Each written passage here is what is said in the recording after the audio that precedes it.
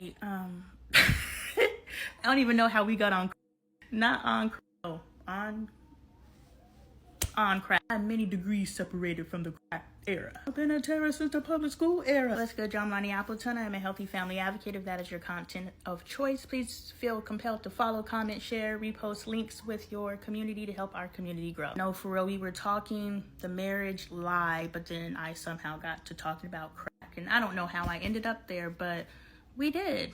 And the one thing that I told Dre we always talk about in our videos, if you go watch us on YouTube, we talk about slavery, drugs, and anal sex, or anal something. It's really weird. Go watch our videos, but we're always talking about those three things and everything. It's funny. It was an era. It hasn't happened in a very long time, but and those are three weird topics. Very weird topics. Right, but for real, back on the marriage lie. They told us that marriage is hard. It's not. Marriage is a challenge. Hard seems resistant. A challenge seems like something you can overcome, right? We're all down for a good challenge.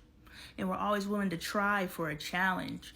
A challenge isn't a one-time effort. Some challenges are. But there's other challenges, like if you challenge yourself to reform your body.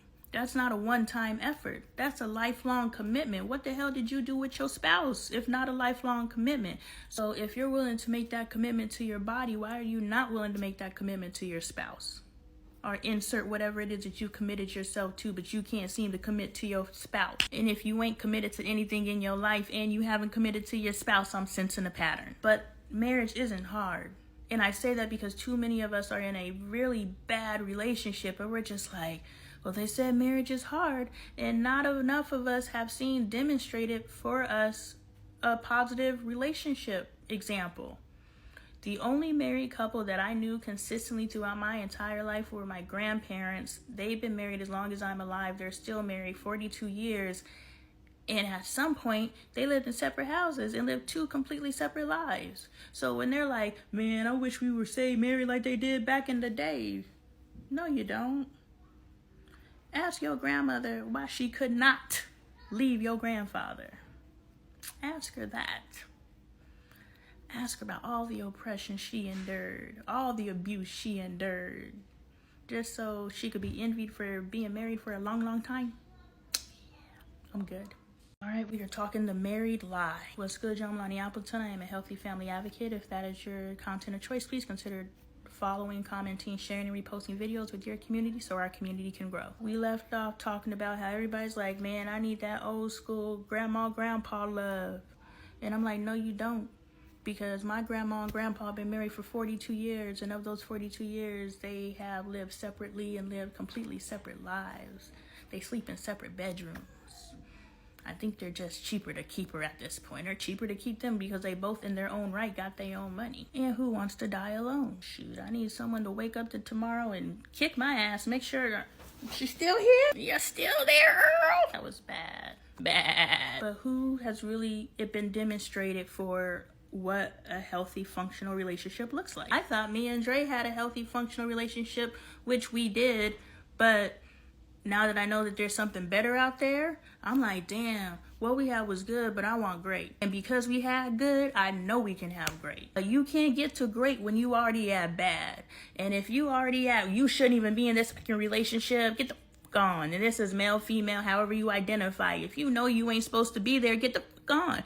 We have been led to believe that unhappiness in a relationship is normal. I literally used to say, I don't know any happy couples, because if you get a woman alone long enough, she gonna start complaining about her man, and I'm sure it's the same way on the men's side. That woman's like, oh my God, he's so perfect, I love him. You get her a couple tequilas in and she's like, this motherfucker, I hate him. And I would just sit there and I'd be like, you don't say. And even in those life lesson classrooms, I still wanted to be married. I still envied these women. As a single woman, I would sit across from married women who are complaining about their husbands, and I'm like, damn, I'm still jealous. That's how much they sell this married stuff. There has to be some sort of gain for them to be selling this married stuff, for us to be so disillusioned that unhappiness is the goal. That is mind-boggling to me, and y'all can say that's not true as much as you want to, But up until I met Dre, I used to tell him this. I was like, I did not believe that happy couples existed. I have never liked anybody that I dated. I tolerated them, and they probably tolerated my ass. And I know I was terrible. I own my shit. I own my shit. Yeah, I just wanted to try that. So when I got with my husband, I was like, at the bare minimum, I like you. He's like, that's not something nice to hear. I was like, no, dude, if you knew, I ain't like nobody. Nobody I have given my body to. And let's root back to, this is why I believe my parents never loved me. Because I let people I didn't like fuck me. Oh, we done got too transparent tonight. Damn, we talking the marriage lie, but then I ended the last video with just too much transparency. I feel like I need to ring that thing back. Hold on. Are you alright down there, Nasha? Nasha, you okay? Damn, I might have exposed her. What's good, y'all? I'm Lonnie Appleton. I am a healthy family advocate. It's just so funny with that intro and then saying that. If that is your content of choice, clearly there's gonna be a chuckle. At least I think I'm funny, and that's all that matters. Please consider following, commenting, sharing, and reposting videos with your community so that our community can grow. So we are talking the marriage lie, and Caden is going to continue to scream and express himself until someone hears him. He's a very expressive child, which Bailey complains about all the time because my children are expressive. I was like, you're truly mad that I haven't beat the personality out of my kids. She said, yes, I am. That's why the firstborn be so bitter. She's like, you oppressed me. You beat the spirit out of me. And you letting these motherfuckers run around yelling? Hell to the no. Yeah, I'd be pissed too. That's another reason why the older siblings don't like the younger siblings. Throw that in the motherfucking pot. But I came back to how I know my parents didn't love me because I was devoid of... I wanted to use devoid. Did I use that right? He said it's entirely lacking. I was devoid? I don't know if I want to be devoid. I don't want to be entirely. But you know, I didn't have no self-love. Who taught me how to love myself? How did I know loving myself was a thing? And I just want to say, black woman, stop masquerading. You're a broken little girl who aged out of the system and turned into a woman. And you are a broken woman, and all the Chanel and Spritz, Rihanna, Fenty ain't gonna change the fact that you're broken. Stop pretending. Because you've accepted brokenness because we didn't know there was something different. But I'm here to say, sis, if you're watching this video, there is something different. So please stop pretending and start releasing. Start dropping that shell and that exterior that you have put on because you thought that's what's necessary to be a black woman in America. Your authentic self is dying, if not dead. But we could resuscitate her. Staying alive, that ass. But sis, you're worth it.